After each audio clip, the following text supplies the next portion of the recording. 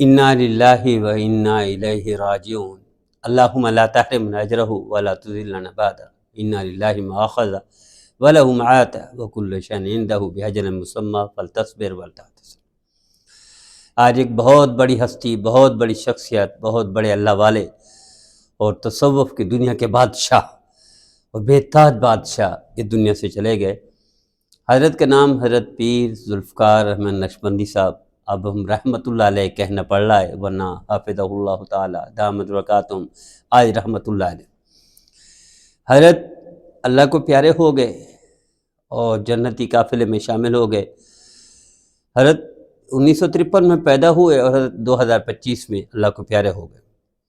حضرت کو بیماریاں جو بنیادی طور پر تھی، حضرت کے ساتھ میرا سفر ہوا ہے الحمدللہ۔ ایک تو شوگر تھی، وہ بھی انتہا کی تھی، اور دوسرا گردوں کا مرض بھی انتہا کا تھا۔ تو یہ وجہ بنی ہے حضرت کے اس کی تشریف لے جانے کی دنیا سے۔ اب ساتھی پوچھ رہے ہیں کہ جنازہ لیٹ اتنا کیوں ہو رہا ہے؟ حضرت کا جنازہ لیٹ قریبی انتہائی گھر کے افراد باہر ممالک میں ہونے کی وجہ سے جنازہ حضرت کا لیٹ ہو رہا ہے، ورنہ جنازہ حضرت کا جلدی ہو جاتا۔ حضرت کا طویل سفر ہے زندگی کا،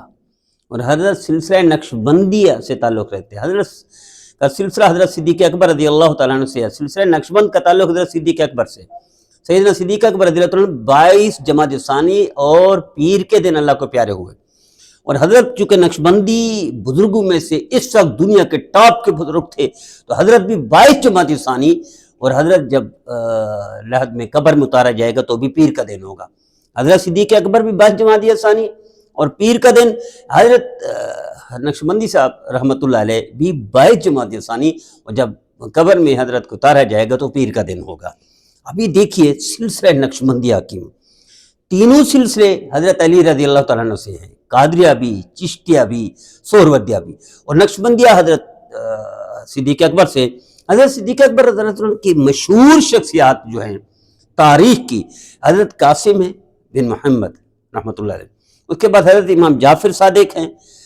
رحمۃ اللہ علیہ، جو نبی کریم صلی اللہ علیہ وسلم کی اولاد میں سے بھی ہیں۔ تو جو مشہور جنہوں نے دنیا کو تبدیل کر دی، کایا پلٹ دی، دنیا کو تبدیل کر کے رکھ دیا، دنیا کو ہلا کر رکھ دیا، وہ نقشبندی سلسلہ کے بزرگ ہیں۔ اور ان میں جو ٹاپ کے ہیں، جو بڑے بڑے حضرت بایزید بستامی رحمۃ اللہ، اپنے دور کے سب سے بڑے بزرگ، سب سے بڑے ولی، سب سے بڑی دنیا کو ہلا دینے والے، دنیا کو اپنے اثرات سے تبدیل کرنے والے بایزید بستامی رحمۃ اللہ۔ اسی طرح جو سلسلہ نقشبند کی پہچان بنے ہیں وہ ہے خواجہ بہاؤالدین نقشبندی رحمۃ اللہ علیہ، جن کی وجہ سے نقشبندی نام پڑ گیا سلسلے کا، بہاؤالدین نقشبندی رحمۃ اللہ علیہ۔ اس کے بعد برِ صغیر میں جو آئے ہیں جنہوں نے وہ ہے سید الہ الدین عطار رحمۃ اللہ علیہ، جنہوں نے برِ صغیر میں وہ تعارف کروا دیا۔ اور ان کے بعد نقشبندی مجددی جو سلسلہ چلا ہے، امام ربانی حضرت مجدد ثانی رحمۃ اللہ علیہ سے ہے، وہ بھی اسی سلسلے کے ہیں۔ پھر اسی طرح ان کے بعد حضرت شاہ ولی اللہ رحمۃ اللہ علیہ، یعنی مشہور اکابر، مشہور بزرگ جو سلسلہ نقشبندیہ کے ہیں، ان میں حضرت امام ربانی مجدد ثانی رحمۃ اللہ علیہ کے بعد شیخ سرہندی بھی کہتے ہیں ان کو رحمۃ اللہ علیہ، ان کے بعد حضرت شاہ ولی اللہ رحمۃ اللہ علیہ، اور ان کے بعد سلسلہ نقشبندیہ کے حضرت مرزا مظہر جانا رحمۃ اللہ علیہ، وہ بھی نقشبندی سلسلہ کے، اور ان کے بعد سلسلے تو وہ چلتا رہا ہے۔ حضرت فضل علی قریشی رحمۃ اللہ علیہ نے بھی اس برِ صغیر میں کمال کیا، اور ان کے بعد حضرت پیر صاحب رحمۃ اللہ علیہ کے جو وہ تھے پیر صاحب تھے، وہ جو تھے خواجہ غلام حبیب صاحب چکوال کے رحمۃ اللہ علیہ، جن کے صاحبزادے پیر عبدالرحیم صاحب کل اللہ کو پیارے ہوئے، کل 13 اگست اللہ کو پیارے ہوئے، ان کے صاحبزادے تھے، اور آج حضرت تشریف لے گئے 14 اگست کو۔ تو یہ سلسلہ نقشبندیہ کا مختصر، حضرت نے بی ایس سی وہ کیا، ڈگری کی انجینئرنگ کی، اور آپ اندازہ کریں 1972 میں بی ایس سی کی ڈگری الیکٹریکل انجینئرنگ میں، اور حضرت 1990 میں 30 لاکھ تنخواہ لیتے تھے 1990 میں، اور درجنوں فیکٹریاں حضرت کے انڈر میں تھی جن کو یہ سپرویژن تھی،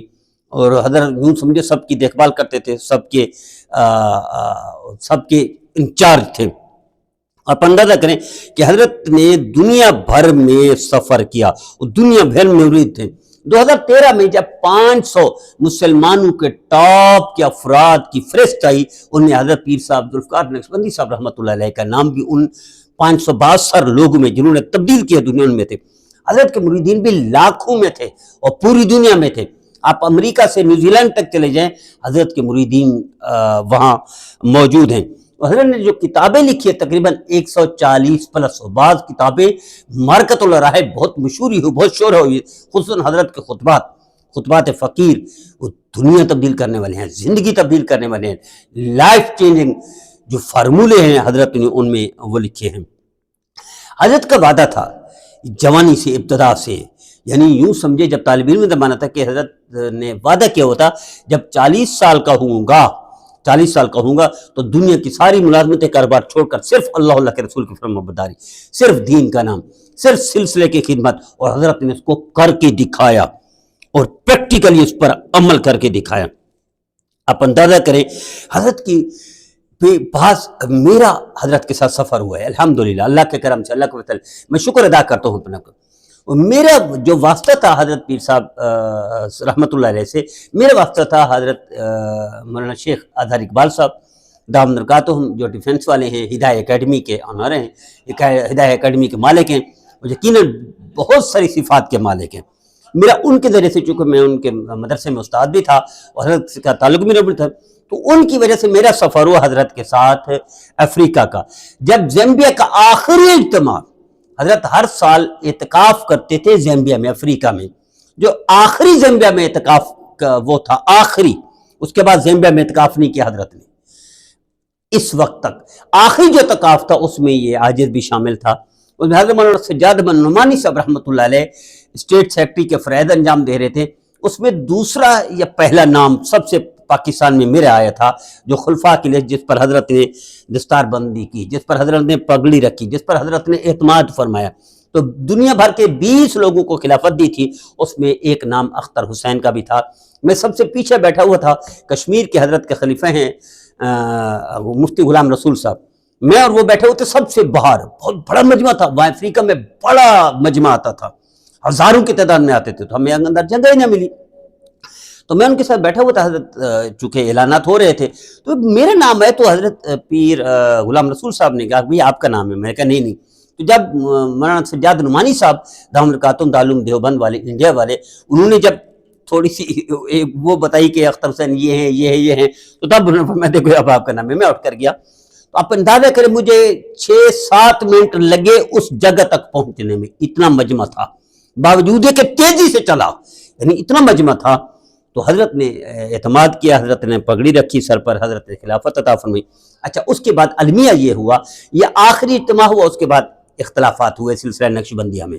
اور میں نے ایسے جہاز بھی دیکھے بیرون کے جس میں پگڑیاں تھی، نقشبندی پگڑیاں، کیونکہ حضرت کا اسٹائل تھا خاص پگڑی کا، حضرت کا اسٹائل تھا خاص کپڑوں کا، لباس کا، تو وہ لباس پورے جہازوں میں نے دیکھا، ایسا عروج بھی دیکھا۔ لیکن جب اختلاف ہوا حضرت کا،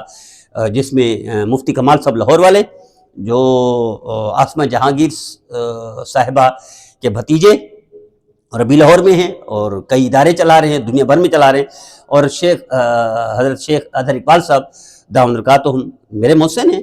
تو ان دو ہستیوں کا اختلاف ہوا حضرت پیر صاحب سے، تو صاحب ظاہر میرا ذریعہ ان سے تھا، مجھے خلافت ان کے واسطے سے ملی تھی، تو میں پھر تھوڑا ہٹ گیا تھا، پیچھے ہٹ گیا تھا۔ تو یہ سلسلہ حضرت کے ساتھ میرا رہا، سفر رہے، حرمین شریفین کا سفر بھی رہا، حضرت کے ساتھ آخری اعتکاف بھی کیا، افریقہ کا سفر بھی ہوا الحمدللہ، حضرت نے وہ بھی کیا۔ تو میں اس خوش نصیبی سمجھتا ہوں اور یہ سعادت سمجھتا ہوں، اگرچہ بہت سارے لوگ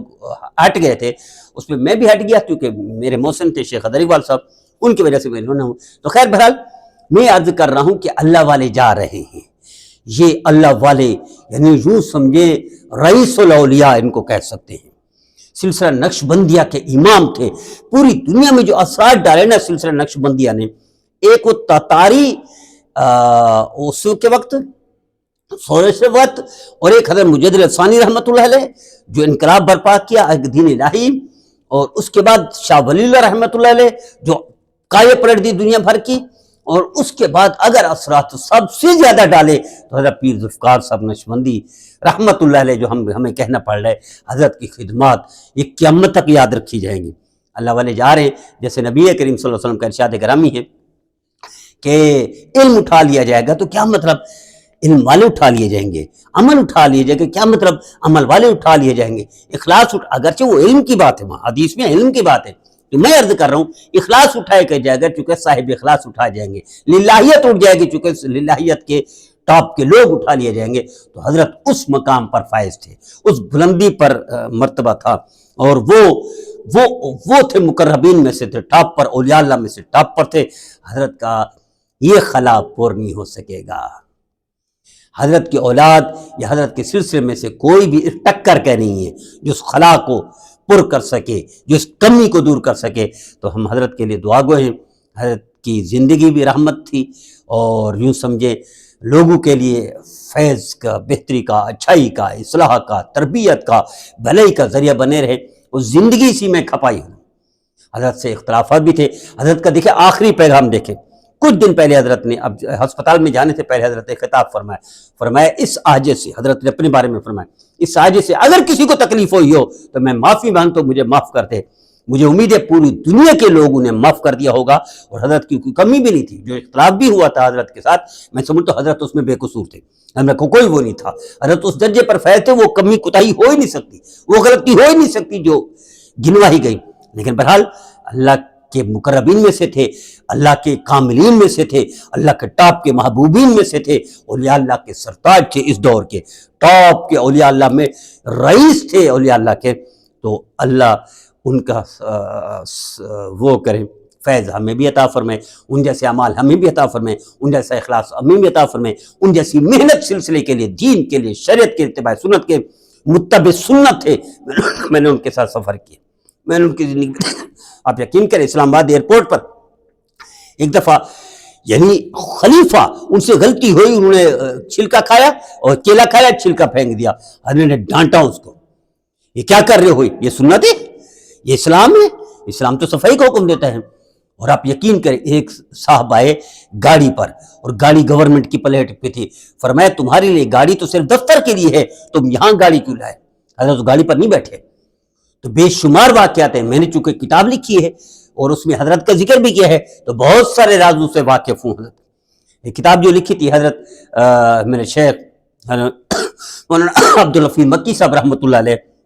مکہ مکرمہ میں جو مدفون ہے جنت البقیع میں، حضرت کے حکم پر کتاب لکھی تھی۔ اس کتاب میں بڑے بڑے کعبے کا ذکر، اس میں حضرت پیر صاحب رحمۃ اللہ علیہ کا ذکر بھی تھا۔ تو ان رازوں سے واقف ہوں، ان چیزوں، ان کی زندگی سے، ایسے گوشوں سے واقف ہوں جو کروڑوں میں سے کسی ایک کو اللہ عطا فرماتے ہیں۔ وہ صفات، وہ خصوصیات، وہ اچھائیاں، وہ کردار، وہ اعمال، وہ للہیت، وہ